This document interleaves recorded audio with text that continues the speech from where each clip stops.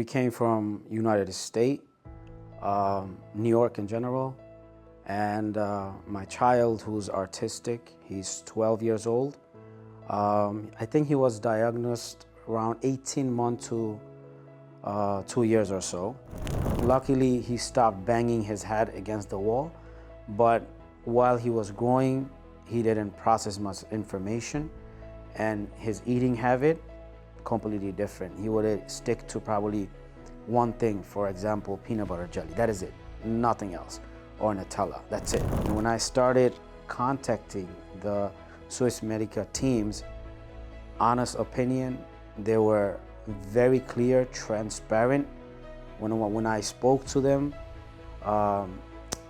their respect level and their communication and their scheduling and every little thing made sense for me. It was much clearer than the other ones.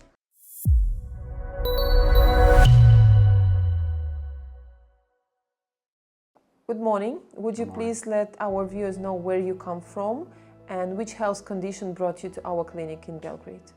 So we came from United States, New York in general, and my child, who's autistic, he's 12 years old. I think he was diagnosed around 18 months to 2 years or so. So honestly, probably all the parents say the same thing, but around 18 months to 2 years, everything has been changed. He's been completely different, unresponsive. He was communicating before a little bit, but suddenly something just shifted, and then he was isolated from everyone. He was in his own world. I used to come back from work, knock on the door. Usually kid come running to you, but he never done that. He would be on his sofa, probably have a toy or a car. He used to just move it back and forth, and then since then it was very challenging for dressing him up, even getting him inside a vehicle. Let's say we have an appointment, he would go in front of the car. Well, let me start from the beginning. When, like, let's say I'm trying to dress him up or my wife's trying to dress him up, he wouldn't wear it. He would cry.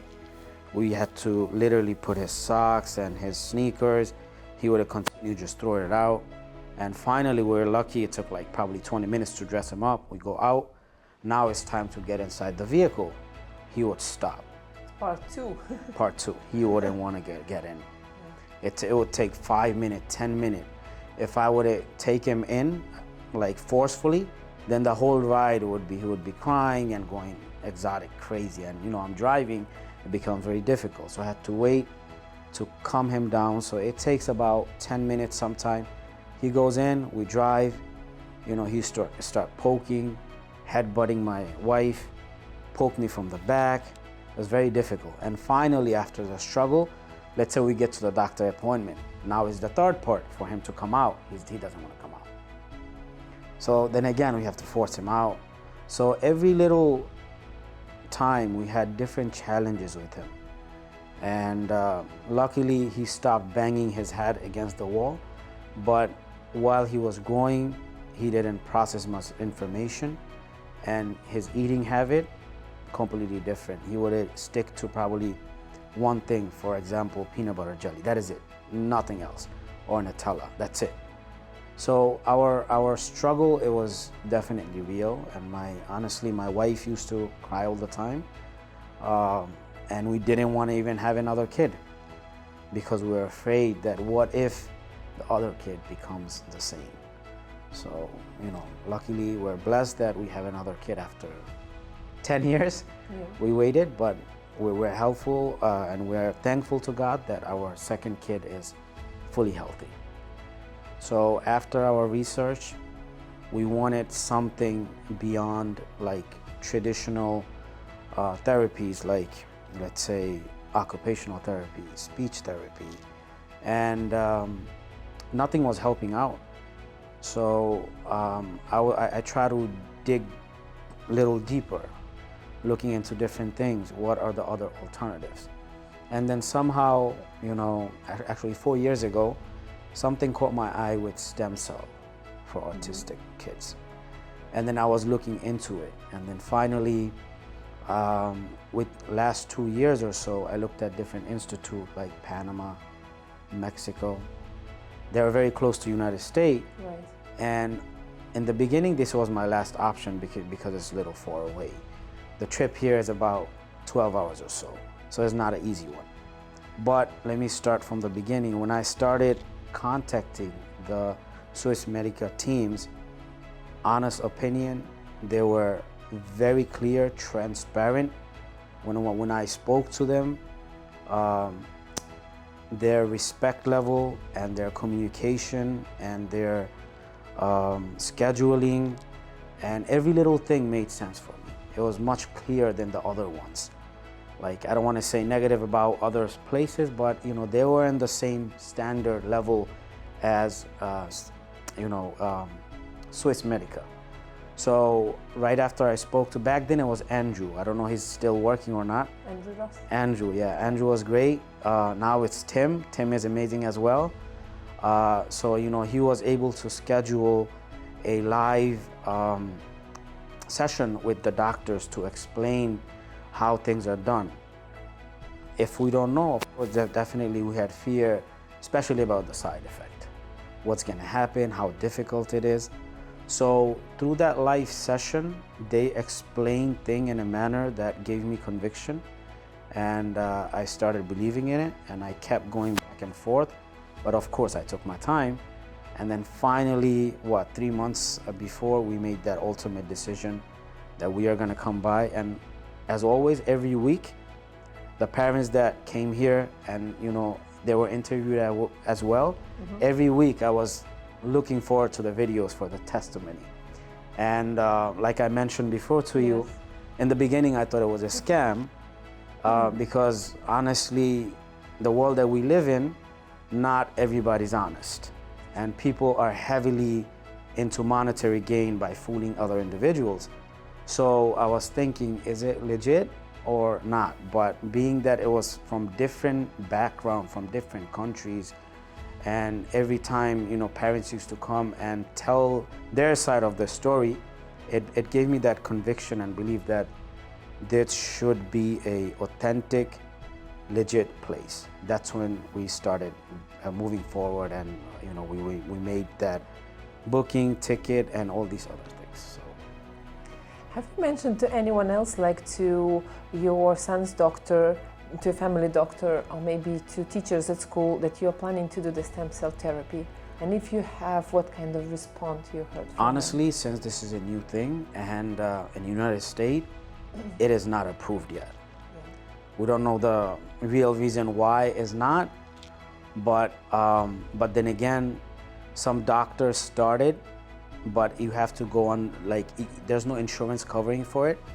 So it's fairly new, and I mean, this is my own belief. You don't have to, believe in it. This artistic thing as well as therapy, I'll say it's a money game. Whatever it is, whoever is behind, they have tremendous amount of revenue generating from these kids, from therapies and all these things. So it wouldn't be, the shifting is not gonna be easy. And I don't personally think that whoever is behind, they don't really care about the few kids that, become artistic, but they're more into generating income. Yeah. So that's why probably is not, fully spread yet in the United States. When you have arrived to Serbia, foreign country, far, far away, you had some fears, some doubts. Yes. What helped you to overcome those fears? And at which moment of being in Serbia, you started feeling relaxed? Okay, I'm on the right spot, I'm in a safe place. So like you mentioned, going to Europe, this is our first visit. We do have few relatives in Europe, but not knowing where we're going to, human beings are supposed to be fear. Some have more fear, some has less fear. So I'm actually in law enforcement, and I've been in this field for about 15 years. So I try to investigate, and I'm always thinking about the crime and every other thing. That's like my top priority. So of course I had very difficulty. When I came in, honestly, I'm like, I don't know what's gonna happen, but the moment that we came out, after the process of customs, we saw a driver who was provided by Swiss Medica. He had my son's name written out. Automatically, I saw him, he was in front of me, and then I felt comfort. I went in, he took care of us. The driving was smooth, very smooth. We didn't even feel like, you know, any bumps or anything like that.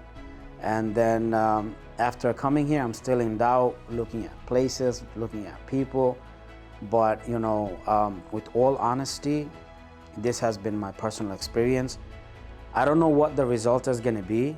I know it takes about 3 months to get an effect. Some kids I've seen, it's automatic, like it happens right away. I personally witnessed a kid, I don't know where they were from. They used to have this transient moment, used to be like that way. But automatically, before they left, I noticed that kid, they stopped. And some, it could happen right away. Some, it takes 3 months or so. Some, it takes 6 months. Some, it might not happen because of our genetics and biology level, whatnot, the programming. But according to the study, it does show that the parent says the kids have about, 80% or so improvement. Of course, I was met with a kind and very beautiful female over here. She made it very, very comfort level. It was very decent. We come in, and not only that, you know, after we actually went to the city, we're a little doubtful, but we spent about 4 hours or so. We looked at our surroundings, and we began to feel much comfort, being that the citizens of Serbia they were very welcoming, smiling. We didn't have, you know, they were very, kind and gentle as well. So little by little, I got accustomed to it. And I want to put a shout out to you, especially. It was a short notice, being that, you know, we do take our religious tradition very, very important, especially like Fridays. I know I went to you, short notice. I was like, oh, can you make an arrangement? I need to go to my prayer if it's possible. Which, of course, at that time, it was a short notice, and being that you couldn't promise it, but you made it happen. And that time, like, I automatically felt good. The driver came by, drove me to the mosque. I got out, prayed, finished. They picked me up again. And being that I'm a much religious person, so, you know, I was able to do my prayer. And our ultimate belief is that, you know, everything is in God's hand. But as a human being, we have to use the means to best of our ability to provide for our children. Which aspects of your son's life you are willing to see being improved after this treatment? What are your expectations? Mostly his communication. Okay. Being that he's 12 already and he's not being able to communicate, he's not being able to tell us anything how he feels. If he's hungry or he has a headache or a need, or, you know, going out to get something from the grocery store. And he also doesn't know his location. Sometimes he says his name and sometimes he doesn't. He doesn't know his address. So God forbid, you know, he's somewhere and somehow he gets lost, he will never be able to make it home.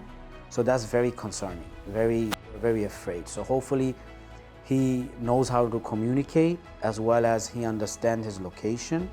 So those are the key points that we're looking forward to. Okay.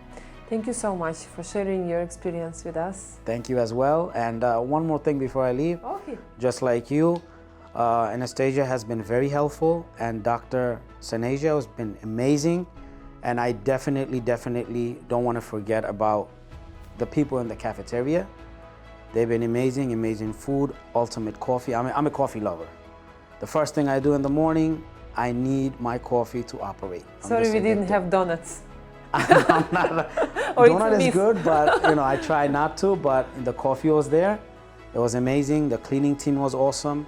Every little step has been amazing step. Like I said before, I don't know what the outcome will be, but if it were to me, I would give 5-star for the services that they have provided.